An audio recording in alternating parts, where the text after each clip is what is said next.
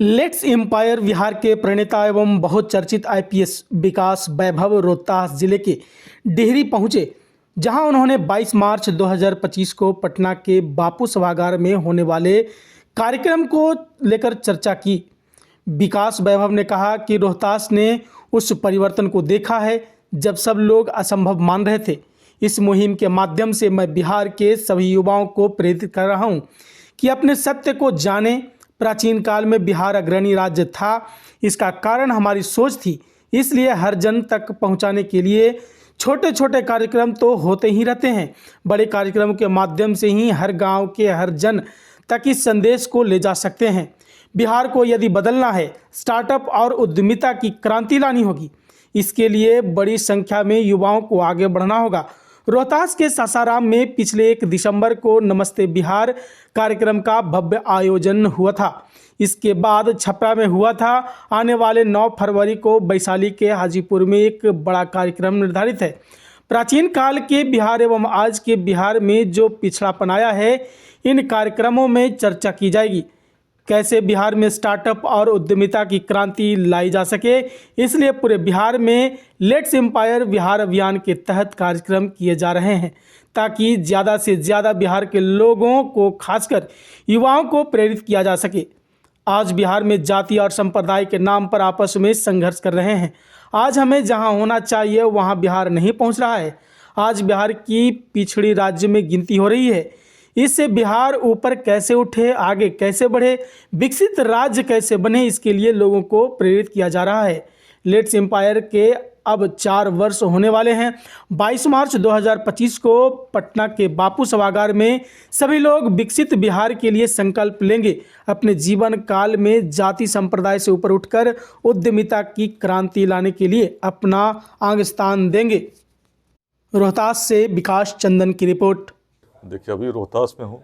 रोहतास ने उस परिवर्तन को देखा है जिसको कभी लोग असंभव मानते थे। इसी प्रकार बगहा में भी मैंने उस परिवर्तन को होते तब देखा जब लोग अपने विरासत के संदेश से जुड़े। तो आज पूरे बिहार में एक बड़ी संख्या में जो युवा हमारे हैं, उनको मैं प्रेरित कर रहा हूँ कि अपने स्वत्व को जाने। प्राचीन काल में बिहार यदि अग्रणी था तो उसका कारण हमारी सोच थी, और इसीलिए हर जन तक पहुँचने के लिए छोटे छोटे कार्यक्रम तो हो ही रहे हैं, बड़े कार्यक्रमों के माध्यम से भी हर गाँव के हर जन तक हम इस संदेश को ले जा सकें कि बिहार को यदि बदलना है तो स्टार्टअप्स की, उद्यमिता की क्रांति लानी होगी।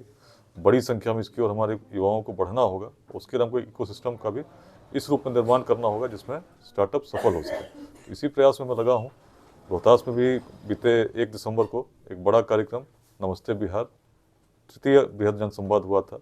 उसके बाद छपरा में हुआ था, और अभी आने वाले फरवरी महीने में 9 फरवरी को वैशाली के जिला मुख्यालय हाजीपुर में कार्यक्रम निर्धारित है, जो एक बड़ा कार्यक्रम होगा जिसमें उस वैशाली जिसने प्राचीन काल में विश्व को प्रथम गणराज्य दिया और उसका पतन क्यों हुआ, इस पर भी हम लोग संवाद करेंगे कि जो स्थापित इस रूप में हुआ था एक नए उत्कर्ष की ओर, उसका पतन यदि हुआ तो आपस में संघर्ष के कारण ही हुआ।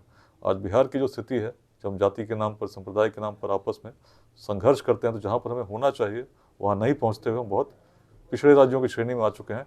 इनसे ऊपर कैसे हम उठें, कैसे आगे चलें, इन सभी विषयों पर लोगों को हम लोग अवगत करा रहे हैं। लेट्स इंस्पायर बिहार के अब 4 वर्ष होने वाले हैं।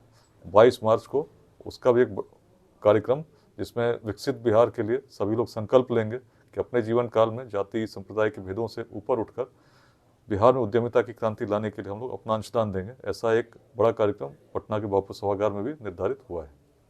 सर, ये आपके अभियान को राजनीतिक रूप से भी देखा जा रहा है, क्या 2025 के चुनाव में आपकी भागीदारी होगी? देखिए, बहुत बड़ा अभियान है। इसका लक्ष्य बहुत बड़ा है। अपने जीवन काल में 2047 तक विकसित भारत में एक विकसित बिहार का निर्माण है, जिसमें किसी व्यक्ति को शिक्षा, स्वास्थ्य या रोजगार के लिए पलायन की आवश्यकता नहीं हो। तो राजनीतिक अभियानों की जहाँ तक बात होती है तो केवल चुनाव जीतने तक उनका लक्ष्य सीमित हो जाता है। लेकिन ये बड़ा अभियान है जिसमें हर विचारधारा के व्यक्तियों को एक साथ जोड़कर हम लोग प्रयास कर रहे हैं। विशुद्ध सामाजिक, सांस्कृतिक और शैक्षणिक अभियान है जिसमें बिहार के हर वर्ग को हम लोग जोड़ने का प्रयास कर रहे हैं।